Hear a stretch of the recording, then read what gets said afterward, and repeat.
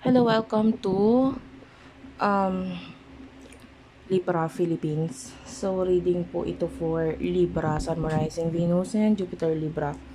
Well, take only what resonates ha, kasi hindi ito magre-resonate sa lahat. Normal yon kasi hindi naman po talaga natin makukuha lahat ng energy ng Libra sa mundo. Okay? Start na natin ang reading. So, let's talk about your situation. Libra, kunin natin yung main energy mo, situation mo ngayon. Kung nakaka-relate ka, kunin mo lang yung mga messages na magre-relate sa'yo. Kasi pwede ka makarelate pero pwedeng hindi 100%. Okay? One last shuffle. Please do check your natal chart.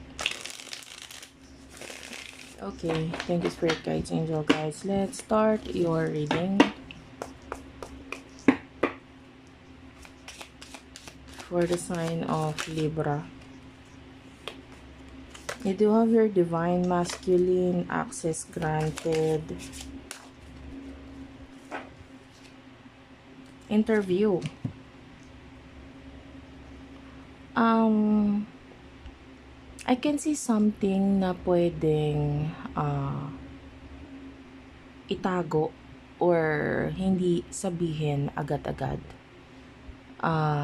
Na maaaring something na kailangan pag-usapan. Maaaring ito ay may kinalaman sa iyo.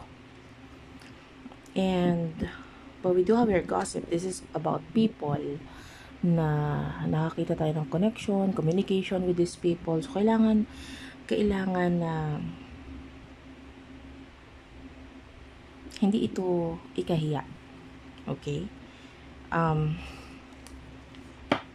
I feel like this talk or conversation is a kind of conversation na kailangan gawain dahil may mga tutulong or may mga involved or may mga desisyon na kailangan ng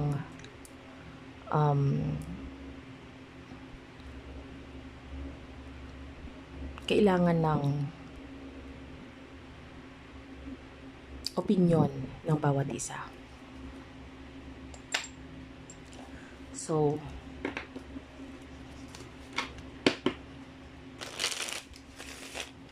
tell me more for the sign of Libra.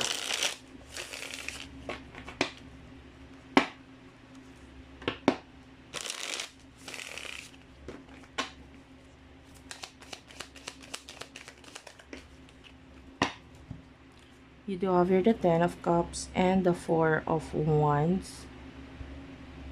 I can see possible family issues dito. No? And might be there's no way out. Wala kang choice kundi harapin. It's like 8 of Swords is here. So, you might feel trapped or parang you might feel unwelcome or parang hindi ka sure regarding dito sa bagay na to. But with the Queen of Cups, there's a lot of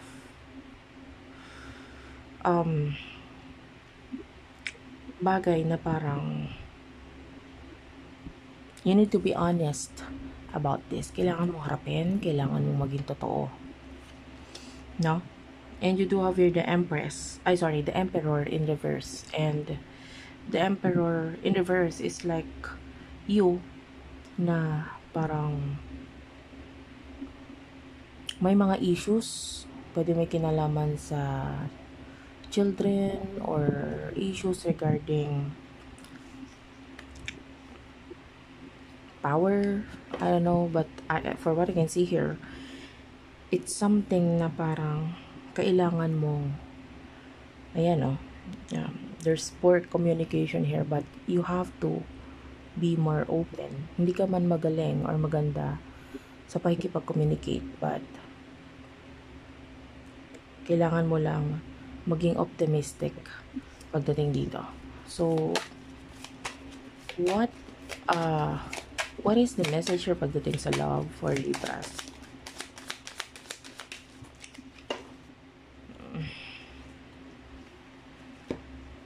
this would like to show up. This is the star. Pero nararamdaman ko yung energy nitong star as like some kind of healing or something na gusto mo or pangarap mo. This is what you want. This is what you want. And the Six of Coins is here. Nakakita tayo dito ng pagtutulungan. And this is something na if you're dealing with a person na pwedeng may relationship sa inyo, no? There's some kind of release or something na ilalabas or sasabihin or i-open up. Parang ganun. And nakakita tayo dito na something is going to end here with the Tower. Pero itong ending na ito is something na good. It's a good ending. Why? Because maybe with the Seven of Cups,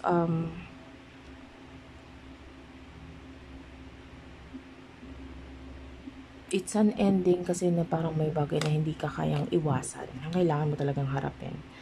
And you do have here the Knight of Coins. It's like mga biglaang pangyayari na kailangan mo talagang harapin with this person, no? And nakita tayo na medyo may konting problem maybe regarding money, but you do have here the Justice.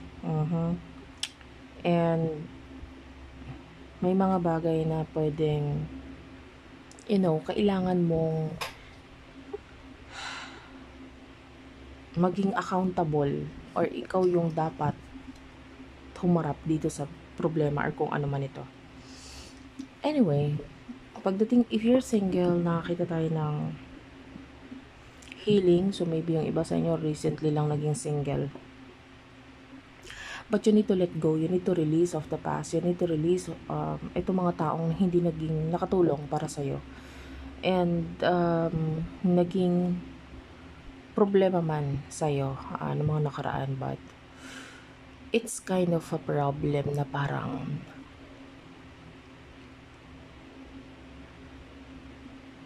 ikaw lang din sa sarili mo makakasolusyon. Or kind of feeling na ikaw lang din sa sarili mo makakapagaling sa nararamdaman mo, sa emosyon mo. You don't need anyone na tutulungan ka na maging masaya or tutulungan ka na maging, yung iba kasi, gusto makipagrelasyon agad kasi para gumaling na yun, nasasaktan ang puso. Pero sa nakikita natin, ikaw lang ang makakapagpagaling sa sarili mong sakit na nararamdaman sa emosyon mo sa ngayon. Love yourself, yun lang. Okay, so what will happen in the near future for you, Libra? You do have here King of Wands. Ayan. The Devil, the Death card is here. Could be dealing with a Capricorn or, Scorpio. Page of Coins is here. There's a lot of challenge for you in the near future kasi nakita tayo na big change. Malaking change and nakita natin yung immaturity or mga bagay na minadali. So, with the King of Wands, nakakita tayo ng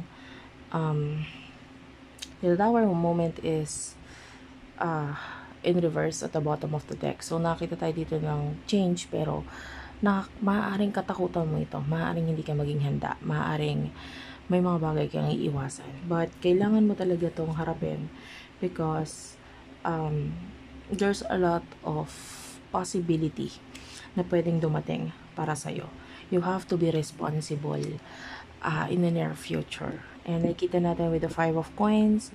And I can see na maaaring yung sitwasyon mo ngayon mababaliktad. Kung hindi ka okay financially, soon enough magiging okay ka.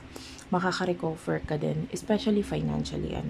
The Justice card is here. So I can see the truth na pwedeng, yung iba ma-observe or maipapakita, masasabi.